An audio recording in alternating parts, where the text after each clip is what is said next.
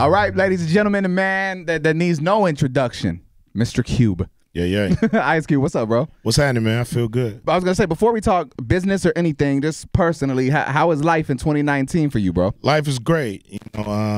No issues, no problems. Family is healthy. So life is great, man. I wake up every day. I'm an optimist. You know what I mean? I wake up every day. The glass is half full. I wake up every day feeling good. I don't understand people that say they roll out of bed. I gotta get myself going. I'm already going. When I pop up, I'm ready to go. What's a normal day for you, bro? I'm not talking no movie calls, no big three action, no music. If you just have a day off, which I'm sure is rare, but if you just have a day off, what do you like to do? I like to kick it like everybody else. At the crib? Is there somewhere specific you go? Well, when I go places, it turns into work. Right, so, right. I usually like kicking it at the spot, at the house, or I go to the studio and kick it. And we got a nice house in the marina we go to, me and my wife. But I wake up real early. I like to kind of, have that time in the house where I can just think and be, the house is still and empty, everybody's still asleep. I like to get up and, I like to get a lot done in that time. And just kick it away till my wife wake up, you know what I'm saying? We go drink our coffee, check out TV, look at what's going on in the world, you know what I'm saying, news, whatever, and then get ready for our day. If we want to, go out and hang out and do something, we'll plan it. Or we just might want to just kick it all day and just, be lazy. You've had such a successful relationship, bro, over all these years and everything you've done. What was it about your wife? I've never heard you speak too much about it. We don't have to dive too into it, but what was it about her that just made you say, this is the woman for me? I mean, she was down for me, in a way that's more than the norm. She's down for me. I always used to say, legal or illegal, she gonna be riding with me. So luckily we ain't have to do nothing illegal, but if we did, she'd be right there. That's awesome, bro. So, when you find somebody like that in your corner, to me it's crazy to let them go or to not make it a whole, us against the world type thing. Well, and she's got to be your number one fan too. No matter what the project is, whatever it is, I'm sure when you're writing scripts, she's probably right there too. Well, that's dope, or maybe change this. Or, oh yeah, she can criticize. When it ain't up to par, she'll let me know, and I respect that about her. I respect her opinion too, because she's awesome.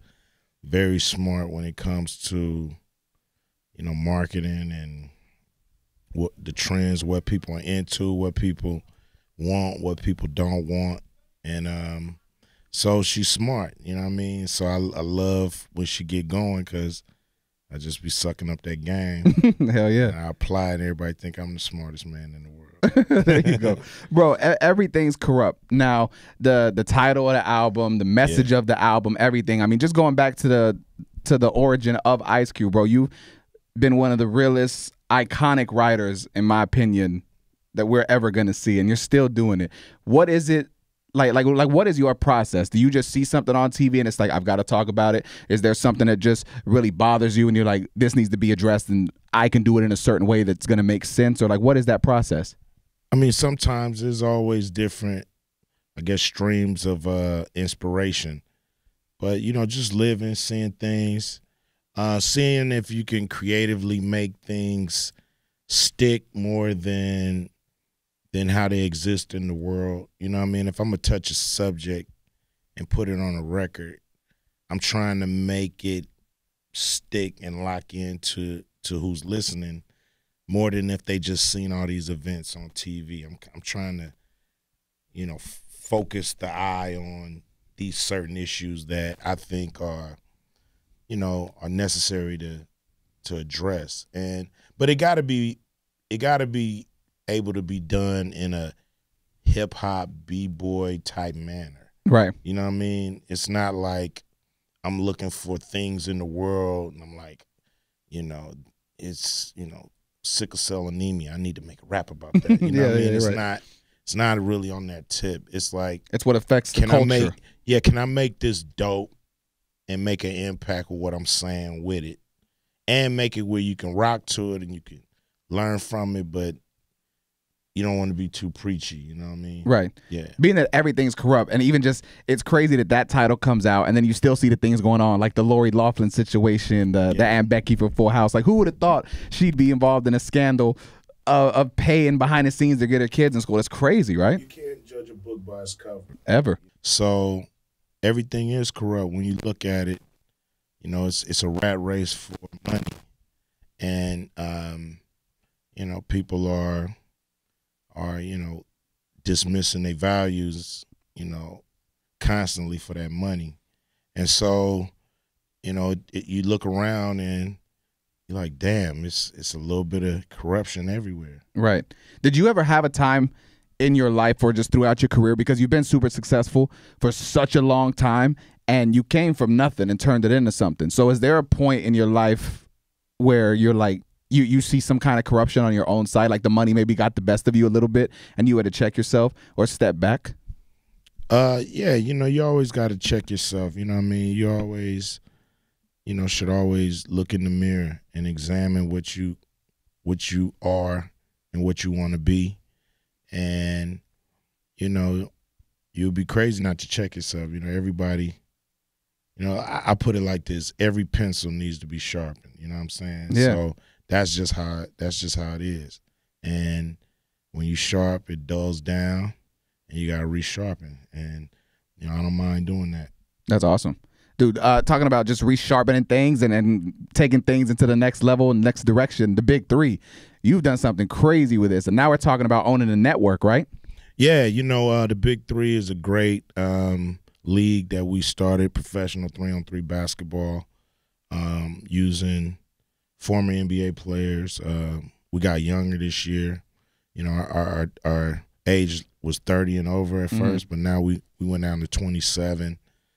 We added, you know, 4 more teams, so we got 12 teams. We're gonna play on 2 nights a week, which is great. And yeah, you know, me, LL, Serena Williams, a couple other people are trying to buy these regional sports networks that Fox have. You know, they got Fox. I guess they got Fox Arizona.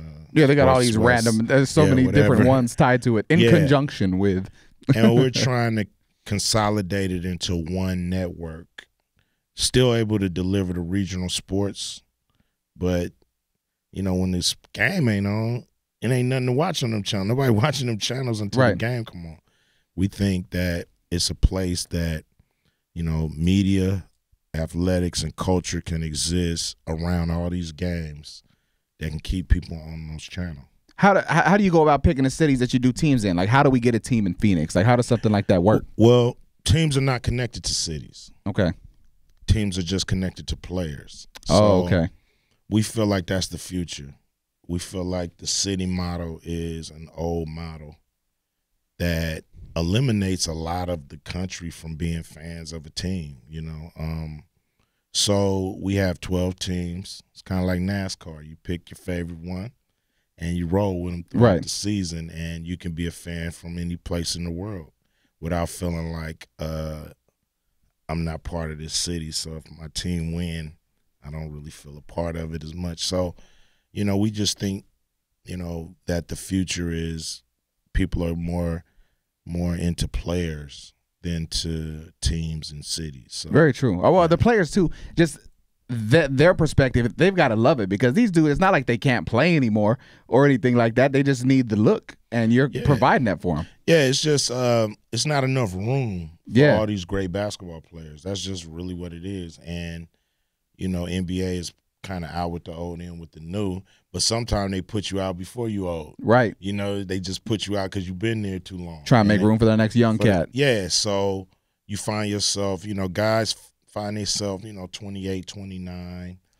and they don't even know they retired. They just don't get a call, and they look up and like, damn, I'm out the NBA. Right. And so to have a league where they can continue to shine on a level that they're used to in the arenas that they played before against their peers, to me is like, you know, for a baller, that's a dream come true. You know, we got Mahmoud Abdul-Rauf out there at 49 years old. Getting it. getting buckets, showing that he still can play. Yeah, it's not 5-on-5 full court, but it's half court 3-on-3, and most people play that anyway in the world. So it's just bringing people along and letting them know they can get behind this league. It's something cool for the summer, and that it's going to be around forever. Do you ever jump on a court and just kind of have some 3-on-3 action with anybody? Maybe not on TV or nothing, but behind the scenes, you wouldn't do it? Hell no. I go out there and shoot when nobody's, when they shooting around, I might shoot it a couple times. But as far as playing a game, you wouldn't do it against them dudes. Nah, they pros. They the best in the world. Do you think they let you win? No, you're Ice Cube. I mean, of course, they'll let me play. But I wouldn't play, for one, I would never play in a regular season sanctioned game. Right. Pickup. But I wouldn't even do that because we got all-stars. We got first-round picks. We got champions. We got dudes that done did it on the highest level and been successful. So ain't no way in the world I'm a kill my self-esteem. I'm a good player when I'm playing against people that playing against me pros, but so I ain't gonna kill my self-esteem. Do you ever go back and watch your old movies, like just randomly? I know some, like when it comes to acting, some actors like, no, when it's done, and that's the product. Do you ever go back and maybe critique it, or just you enjoy one of the movies? Like, yo, I loved Anaconda. I feel like watching that on this Sunday. Not as much as people probably would think. It is. As far as me being an artist who, I do a few different things, kind of when it's done and, I go to the premiere and I watch it finish with an audience, I'm kind of on to the next project. Right. And I might catch it on TV. They seem like they show one of my movies. Yeah, you got something on weekend, all the time. So I'll probably catch a few minutes of it, but only when I'm like by myself, I'll watch it. If I'm with the fam, and then I won't put it on because is it awkward, kind of? I just I'm just so on to the next. You know what I mean? Like, why focus on what the past, what's been done? And I just to me, it's like when I'm watching it by myself, I'm critiquing. When I'm watching it with the fam, it seems like I'm watching still their bringing reaction all the and attention stuff. back on me. You know what I mean? And it's like it ain't about me. It's about all of us in the house. Have you ever connected so much to a character that you took it home, and your wife's like, "Q, what do you? Stop it." Never. That's dope. That you can separate it. Yeah, it's. I heard a story when I was a young actor about damn, I forget this dude's name now. Tootsie, what's his dude's name? Tootsie. Dustin Hoffman. Okay. That guy. Yeah, he ain't gonna watch this, though. He don't listen to our show. Yeah, I ain't never seen that movie, but I just know he played it. But anyway, he was doing a role, and he just was staying up all night. And I don't even know if this story is true, so I don't want to lie on the man, but this is what I heard. Okay. So, and because that's what the role entailed, the dude that was paranoid, didn't get no sleep, and disheveled, just so he felt like he needed to be method and go there. And one of the great actors he was working with just told him, "Why don't you just act instead of actually trying to do all this?" Yeah, I mean, if you're gonna play it like a drug head, you're gonna be on heroin. You know what I mean? No. What's like the guy that played Lincoln? Like in real life, while he was filming it, you had to address him as Mr. Lincoln, and he would like take a horse to work and like do the whole thing. Yeah, I mean, that's it ain't crazy. I mean, he's a master, so whatever he got to do to get ready, you just got to respect that. Me, I'm a pretty good actor. When I watch your movies, I think it's the biggest compliment that sounds cocky, huh? Like, this is the best compliment ever. But I think like when you watch movies and you see someone, it's so hard if they're like a successful outside of acting. You see him still as that. Like, oh, that's Ice Cube. That's Ice Cube. When I watch your movies, I don't think that's Ice Cube. You are the character. Well, that's good. I try not to get in the way. Yeah. But I try to bring a little bit of I think what people enjoy of me, but I try not to get in the way of the characters and try to, become this, person and think a different way in a way. Right.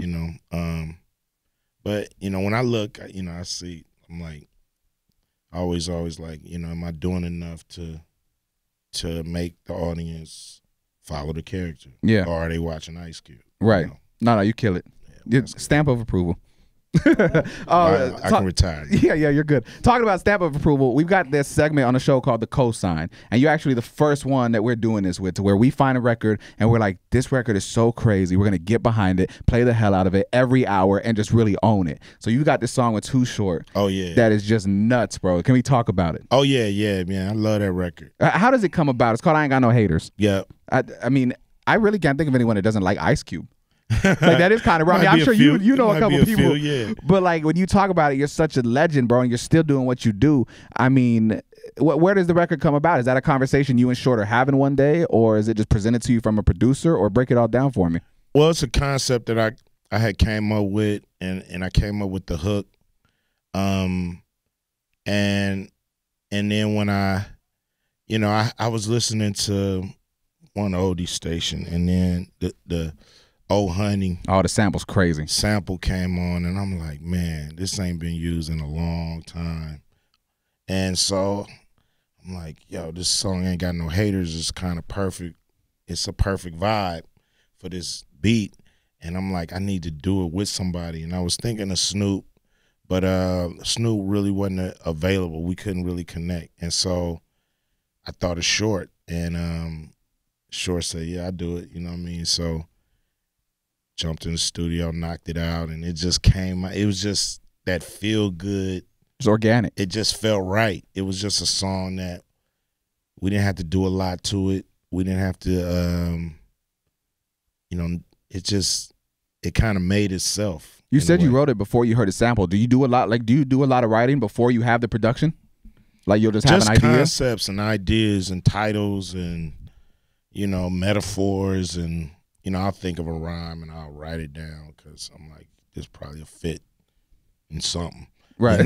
Somewhere, and just make sure I just keep them ideas, because ideas, they come and they go, and if you don't write it down, you're gonna forget it. You might forget it, and it might be something hot, and you might need it later. So I just try to write down all those ideas and those kind of clever little things that I can make a song about, and that haven't really been touched in hip hop. It's hard to cover new ground.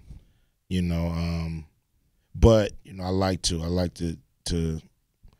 to be unpredictable, but also, as comfortable as a blanket or something. You know what I mean? Like, I like to be unpredictable, but also I like to make people feel like, damn, this is what I'm used to. Right. What's the what's the last conversation you had with Dre? I mean, do you guys talk a lot, or is it not what everyone would think it is all the time? I mean, I'm just curious. Like, last conversation I had with Dre, I think it was at my he came to the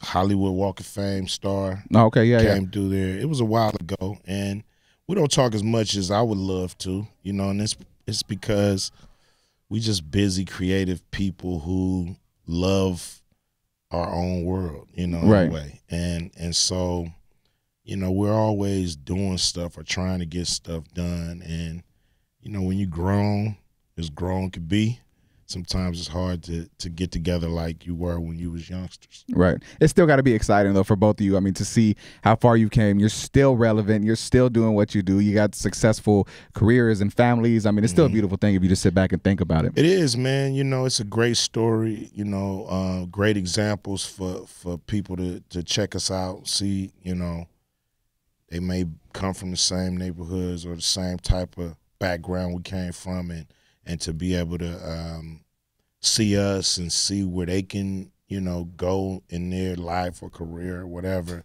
it's cool to be that, because I had examples growing up, and so to be an example for another generation is very cool. Definitely. So we've got this new segment on the show called Celebrity Common Sense. Right here in Nicasio, that's my co-host, and we play this game called Are You Smarter Than Nicasio? People call in. They beat him every day. So they're all smarter than him. So he gave me a few questions to ask, and we'll just see if you know them. They're common sense questions, but they could play a trick on you. All right. All right. I got common sense sometimes. Let's go. How many times can you subtract the number 5 from 25? How many times can you subtract the number 5? From 25. I guess once. Judges? Makes sense to me. It makes sense that you got 25. You take the 5 away, then you got 2. That's what I was thinking. He's a too. genius, ladies and gentlemen. Let's go to the next one. Let's go to the next one. If there are 3 apples and you take 2 away, how many do you have? If there are 3 apples and you take 2 away, how many do you have? I would have 2. Smartest man in the world, ladies and gentlemen. Smartest man in the world, Ice Cube. Final question, and I thank you for all the time, too. Yeah. Final question. If you could be inducted into one boy band for a day, who would you choose? The Backstreet Boys or NSYNC? Damn. And I need reasoning, too. I guess I would choose the Backstreet Boys. Okay, and why? They more OG than NSYNC. There it is. It's all about the OG. Yeah. Cube, thank you so much for the time. Are there any final thoughts, comments, concerns, anything you want to touch on? Oh, just thank the fans for always being down. You know what I mean? Always interested in what I got coming down the pipe, whether it's music or movies or whatever I got going, basketball, whatever. Just thank you for being down. And thank you for this interview. Of course, bro. People always say that they never give the flowers when you can smell them. So I just want to tell you face to face, bro, thank you for the work, for the art, for the music, for everything you've done for the culture, for us, for our childhood to now, bro. Thank you. I truly appreciate it. Man, thanks for telling me that, man. It's Ice Cube, Tino, Cochino Radio, baby. Yeah, yeah.